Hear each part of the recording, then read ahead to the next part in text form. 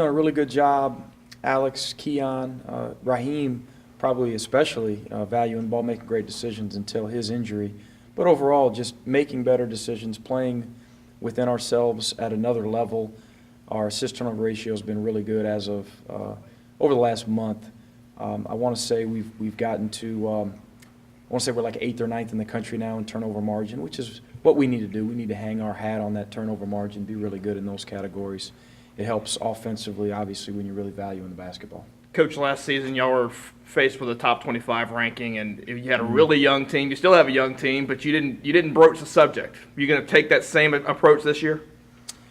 Yeah, you know, getting votes, maybe cracking in one day. It's neat for our institution and for our program, but for this year's team, it really doesn't mean a lot. You know, if we're ranked in 8 weeks, it means a lot. It means you're probably an at-large team, but we've got a ways to go, and we're more worried about Tulane than anything else right now.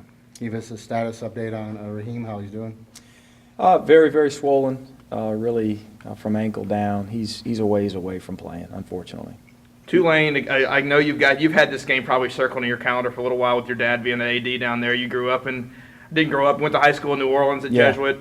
Yeah. What's this? How sweet is it going to be if you can get a W down at? It'd be really neat. You know, honestly, it hadn't been circled. Our last game was circled for those couple days leading into FIU. Tulane is definitely circled now. It's the next one. It's a conference road game, which will be hard to come by. You know, a win. They're always hard to come by, but especially in conference. The one thing that will be neat is I hadn't been in the arena in Fogelman in so long, and I hadn't been on campus in so long. It's a place I spent a lot of time as a kid, so it'll be neat. But I'm sure the emotions will wear off by tip for sure. When you look at the conference overall, some surprising teams are 2-0. UTSA will be in one of them. Do you think there's a lot of parity across the conference? Is that what we're seeing in the early going? Yeah, you know, there's been some surprises. There's been surprises really across the board throughout college basketball. I think what it continues to show, again, across the board is that it's hard to win on the road. And some people have just really held court, protected their home floors, and it's I'm sure that'll continue to happen. The teams that'll be in the mix at the end will be the teams that do their best, do the best job of protecting their home floors and find ways to steal some on the road. On Thursday when I was talking with Jaron, he mentioned how it was really important to get off to a good start just with that goal in mind of getting towards the NCAA tournament. I know you always kind of preach to what we have in front of us as in like the immediate, next game up. Yeah. Have you heard that talk in the locker room, and what's your stance on it? Like, if the guys are talking about it, do you try to keep them focused, or do you kind of encourage that mentality of looking towards that big goal? We'll allow them to talk about it. We all know it's the ultimate goal. We just try not to talk too much about it. You know, if we spend this whole week talking about the tournament, we're not spending enough time figuring out how to guard Lewis Dabney, and how important it is to get back in defensive transition against the Green Wave. So we keep it all in perspective, but at the same time, I know our guys' ultimate goal is to find a way in the tournament. With Raheem out for a considerable amount of time, how does that change up your rotation and I guess the opportunities that gives others? It definitely gives others opportunities. I think we all saw that Jaron Johnson took unbelievable opportunity, advantage of that opportunity. He was granted more minutes. He really, really played well. He had 8 offensive rebounds, was fantastic. Threw his body around the floor, had no regard for it. Really played hard and just showed how talented he is. He's very, very capable. Keon McNeil and Cordarius Johnson are very, very capable. We consider those guys starters, and we'll just have to rally as a group, and we'll have to do it by committee. Not one guy is going to just fill Raheem's shoes. They're all a little bit different than Raheem, but they all have their own strengths as well. I think Jaron showed that on the offensive glass. So with Raheem out, we're a little bit bigger. We're probably a little bit better of a rebounding team.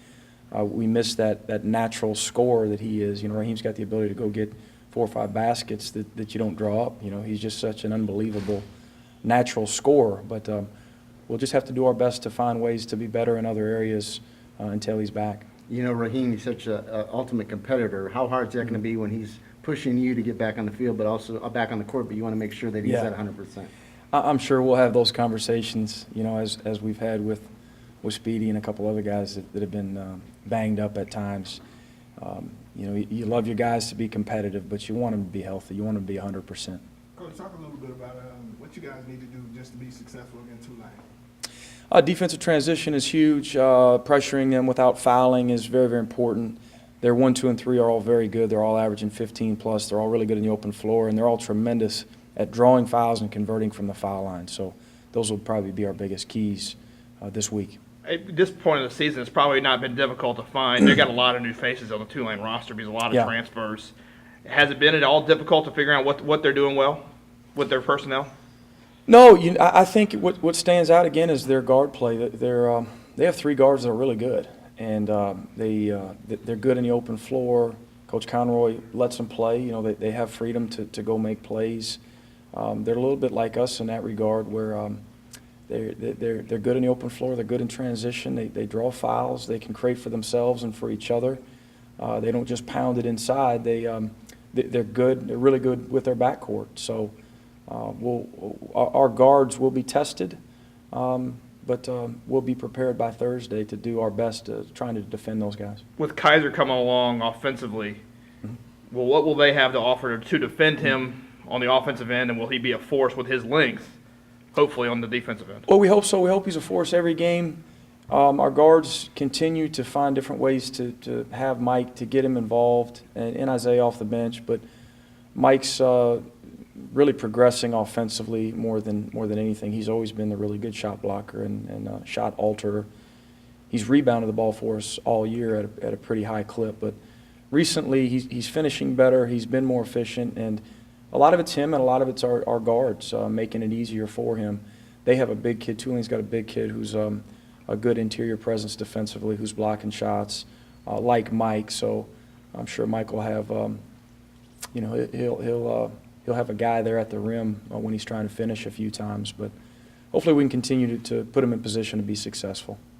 I know a lot of, the offense comes, off of the balance and the depth, but Mhm. you haven't really had too many games, minus the Oklahoma game where Alex played really well, but you haven't had too many games where you kind of needed big buckets down the stretch, per se. Does that Mhm. make you feel a little bit better with Raheem out, knowing that Alex can kind of fill his shoes, not fill his shoes, but kind of maybe play that role where he can put in 20 or 30 if you need him? Yeah, I mean, you hate, any team in the country hates for their leading scorer to go out, obviously. And Raheem wasn't only scoring it well, but he was making great decisions. He was passing it well, defending. He's a leader for us. He's probably our best scouting report guy. He's become very vocal and a very good leader. High basketball IQ. All that said, all you can do when your leading scorer is out is hope that other guys will step up. In our situation, we have capable scorers, led by probably Alex Hamilton and Cordarius and Jaron. Chris Anderson can score it. And we forget about Speedy, who could probably get off 10 or 15 shots every game. He's got an ability to score it more and to look for his own shot, but he's such a playmaker, and he's such an unselfish kid.